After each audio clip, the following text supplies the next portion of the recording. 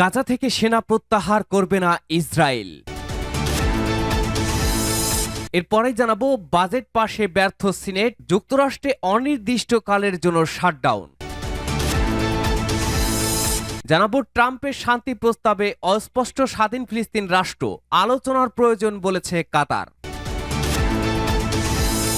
এদিকে high risk জোনে ঢুকে পড়েছে গাজা অভিমুখী নৌবহর।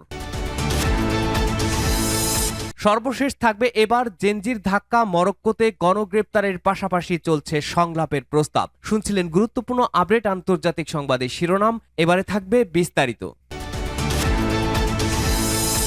গাজা থেকে সেনা প্রত্যাহার করবে না ইসরায়েল। ফিলিস্তিনের অবরুদ্ধ গাজা উপত্যকা থেকে সেনা প্রত্যাহার করা হচ্ছে না এবং ফিলিস্তিনের রাষ্ট্র প্রতিষ্ঠার যে কোনো উদ্যোগ বল প্রয়োগ করে হলেও ঠেকানো হবে বলে জানিয়েছেন ইসরায়েলের প্রধানমন্ত্রী বেনিয়ামিন নেতানিয়াহু।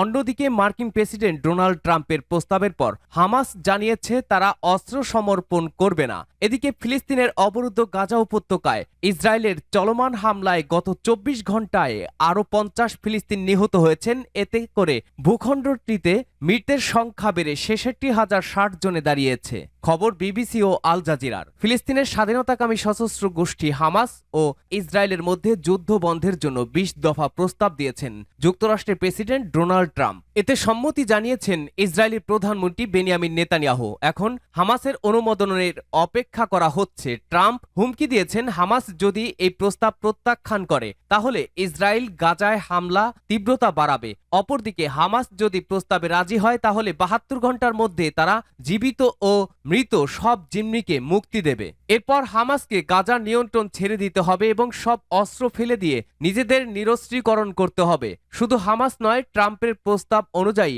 পুরো গাজাকেই নিরস্ত্র করা হবে। কিন্তু হামাস ছাপ জানিয়ে দিয়েছে তারা ট্রাম্পের ফাঁদে পা দেবে না। যখন গাজাকে সুরক্ষিত মনে করবে তখনই কেবল অস্ত্র সমর্পণের কথা চিন্তা করবে হামাস। ট্রাম্পের এই প্রস্তাবের জবাবে এখনো আনুষ্ঠানিক জবাব দেয়নি হামাস। সশস্ত্র গোষ্ঠী এক উচ্চপদস্থ নেতা বিবিসিকে জানিয়েছেন তারা ট্রাম্পের প্রস্তাব লিখিত আকারে পাননি। বেনিয়ামিন নেতানিয়াহু সমালোচকদের মন্তব্যের জবাবে বলেছেন তারা আমাকে হামাসের শর্ত মেনে নিতে বলেছে এবং সব সেনা সরিয়ে নিতে হবে। নেতানিয়াহু বলেন, গাজা থেকে আইডিএফ বেরিয়ে গেলে হামাস আবারও ঘুরে দাঁড়াতে পারবে, এমনকি উপত্যকাকে পুনর্গঠনও করতে পারবে। ইসরায়েলি প্রধানমন্ত্রী বলেন, মার্কিন প্রেসিডেন্ট ডোনাল্ড ট্রাম্প প্রতিশ্রুতি দিয়েছেন হামাস যদি গাজা সংক্রান্ত তার 20 দফা শান্তি পরিকল্পনা প্রত্যাখ্যান করে তাহলে ইসরায়েলকে পূর্ণ সমর্থন দেবেন তিনি। বাজেট পাশে ব্যর্থ সিনেট, যুক্তরাষ্ট্রে অনির্দিষ্টকালের জন্য শাটডাউন। যুক্তরাষ্ট্রের ফেডারেল সরকারের অচল অবস্থা শুরু হয়েছে। স্থানীয় সময় মঙ্গলবার মধ্যরাতে শুরু হওয়া এই অচল অবস্থার ফলে যুক্তরাষ্ট্রের কিছু সরকারি পরিষেবা সাময়িকভাবে বন্ধ হয়ে যাবে। আটকে যাবে লাখ লাখ সরকারি কর্মচারীর বেতনও। বাজেট নিয়ে অচল অবস্থার জেরে অনির্দিষ্টকালের জন্য সরকার শাটডাউন শুরু হওয়ার দেশব্যাপী উদ্বেগ উৎকণ্ঠা ছড়িয়ে পড়েছে। প্রায় 5 বছর পর আবারও যুক্তরাষ্ট্র এই পরিস্থিতির মুখে পড়েছে। সিনেটে ব্যয় বাজেট বিল পাশ নিয়ে দ্বন্দ্ব বাধার এমনটি হওয়ার আভাস আগেই মিলেছিল খবর আল জাজিরার। কোনো কারণে কংগ্রেস যদি ব্যয় বিল পাশ করতে ব্যর্থ হয় বা প্রেসিডেন্ট সেই বিল স্বাক্ষর করতে অস্বীকার করেন তখন ঘটে শাটডাউন। এবারে শাটডাউনের জন্য ডেমোক্র্যাট ও রিপাবলিকানরা একে অন্যকে দোষারোপ করছেন। প্রেসিডেন্ট ডোনাল্ড ট্রাম্পের দ্বিতীয় মেয়াদে এটাই প্রথম বড় শাটডাউন। গত সোমবার হোয়াইট হাউসে Trump, vice president JD Vance এবং কংগ্রেসের শীর্ষ নেতাদের মধ্যে ফেডারেল ব্যয় নিয়ে বৈঠক অনুষ্ঠিত হলেও তাতে কোনো অগ্রগতি হয়নি, বরং দুপক্ষই নিজেদের অবস্থানে অনড় থাকায় অচলাবস্থার সৃষ্টি হয়েছে। তবুও যা আশা ছিল তা মঙ্গলবার স্থগিত হয়ে যায়। শেষ মুহূর্তেও সিনেটে অর্থায়ন বিল পাশ না হওয়ায় এই সিদ্ধান্ত কার্যকর হয়েছে। Vice president JD Vance Republican নেতাদের পাশে নিয়ে সাংবাদিকদের বলেছেন, ডেমোক্রেটরা সঠিক কাজ করছেন না।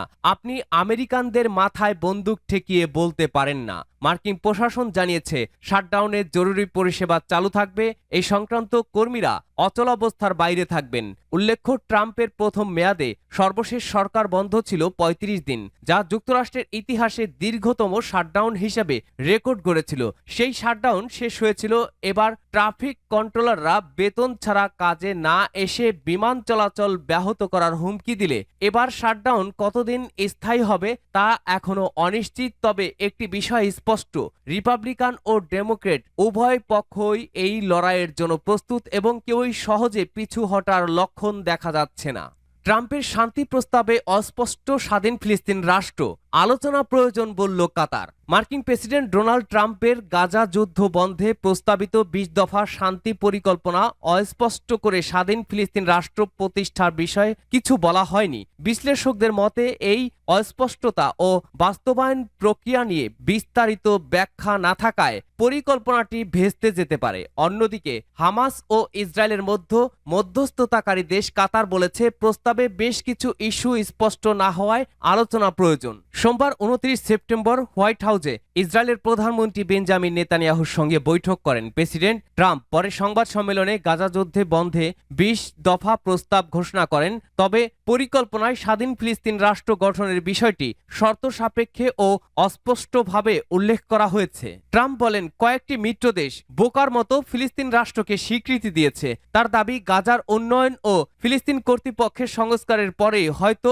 এ বিষয়ে আলোচনা শুরু হতে পারে। নেতানিয়াহু জানিয়েছেন ফিলিস্তিন রাষ্ট্রের বিষয়ে তিনি একমত নন এবং ট্রাম্পের প্রস্তাবেও এ ধরনের কিছু নেই। হাইরিস্ক জোনে ঢুকে পড়েছে গাজা অভিমুখী নৌবহর। গাজা অভিমুখী আন্তর্জাতিক স্বেচ্ছাসেবীদের সর্ববৃহৎ নৌবহর দ্য গ্লোবাল সুমুদ ফ্লোটিলা হাইরিস্ক জোনে ঢুকেছে। হামলার পাশাপাশি এই বহরে বাধা দিতে ইসরায়েলের অপতৎপরতায় বাড়ছে উদ্বেগ। বাংলাদেশের প্রখ্যাত আলোকচিত্রী শহীদুল আলম ওই বহরে আছেন। বুধবার ১ অক্টোবর সকালে গাজা উপকূল থেকে ১৫০ নটিক্যাল মাইল দূরে থাকা অবস্থায় বহরে থাকা দুটি নৌযানের সাথে যোগাযোগ বিচ্ছিন্ন হয়ে যায়। এর পেছনে ইসরায়েলের কারসাজিকে দোষারোপ করছেন বহরে থাকা স্বেচ্ছাসেবীরা। গ্লোবাল সুমুদ ফ্লোটিলার নিরাপত্তায় একাধিক ড্রোন দিয়ে নজরদারি অব্যাহত রেখেছে তুরস্ক। জরুরি খাদ্য ও চিকিৎসা সরঞ্জাম পৌঁছে দিয়েছে তুরস্কের রেড ক্রিসেন্ট শাখা। ৪৫টি নৌযানের বহরে পরিবেশ আন্দোলন কর্মী গ্রেটা থুনবার্গ, বাংলাদেশের আলোকচিত্রী শহীদুল আলম, ইউরোপিয়ান পার্লামেন্টের রিমা হাসান ও এমা ফোরেনুন, বিভিন্ন দেশের স্বেচ্ছাসেবী সহ অন্তত ৪৯৭ জন রয়েছেন বহরে থাকা মালয়েশিয়ার ৩৪ জনের সাথে ভিডিও কনফারেন্সে কথা বলে উৎসাহ দিয়েছেন দেশটির প্রধানমন্ত্রী আনোয়ার ইব্রাহিম। এদিকে নৌবহরটি গাজায় ভিড়তে দেওয়া হবে না উল্লেখ করে ইসরায়েলের সেনাবাহিনীর পক্ষ থেকে জানানো হয়েছে অভিযানের জন্য প্রস্তুতি নিয়েছে কমান্ডারেরা। এর আগে এই নৌবহরের যাত্রাপথে ড্রোন হামলা চালিয়েছে ইসরায়েলি বাহিনী, সূত্র রয়টার্স। এবার জেনজির ধাক্কা মরক্কোতে গণগ্রেপ্তারের পাশাপাশি সংলাপের প্রস্তাব। এবার জেনজির ধাক্কায় হতচকিত মরক্কো সরকার। কয়েকদিনের বিক্ষোভে দেশটিতে যেন সরকার বিরোধী গণজোয়ারের আগাম গর্জন শোনা যাচ্ছে। পরিস্থিতি সামাল দিতে গণগ্রেপ্তার চালাচ্ছে আইন শৃঙ্খলা রক্ষাকারী বাহিনী। সেই সঙ্গে আলোচনার মাধ্যমে দাবি পূরণের আশ্বাস বা সমঝোতার ঘোষণা দিয়েও জেনজিদের শান্ত করার চেষ্টা অব্যাহত রেখেছে সরকার। খবর ডয়েচে ভেলে ও মরক্কো ওয়ার্ল্ড নিউজের। স্থানীয় অধিকার গোষ্ঠী এবং সংবাদ সংস্থাগুলোর তথ্য বলছে, টানা তৃতীয় দিনের বিক্ষোভের পর সোমবার মরক্কো পুলিশ গণগ্রেপ্তার শুরু করে। তারা সড়ক, বাড়ি, অফিস থেকে কয়েক ডজন লোককে আটক করেছে। আটককৃতরা শিক্ষা ও স্বাস্থ্য সংস্কারের দাবিতে বিক্ষোভে অংশ নিয়েছেন বলে দাবি পুলিশের। মানবাধিকার গোষ্ঠী বলছে নতুন বিক্ষোভ দমন করার সব চেষ্টার একটি অংশ এই গণগ্রেপ্তার। রাজধানীর রাবাত এবং মরক্কোর বৃহত্তম শহর কাসাব্লাস্কার মতো শহরগুলোর পাশাপাশি আগাদির, টাঙ্গিয়ার ও ওজদায় কঠোর নিরাপত্তা ব্যবস্থা দেখা গেছে। সপ্তাহান্তে বিক্ষোভের জন্য অনলাইনে আহ্বান প্রচলিত হওয়ার পর থেকে কর্তৃপক্ষ তরুণদের একত্রিত হতে বাধা দেওয়ার চেষ্টা করছে।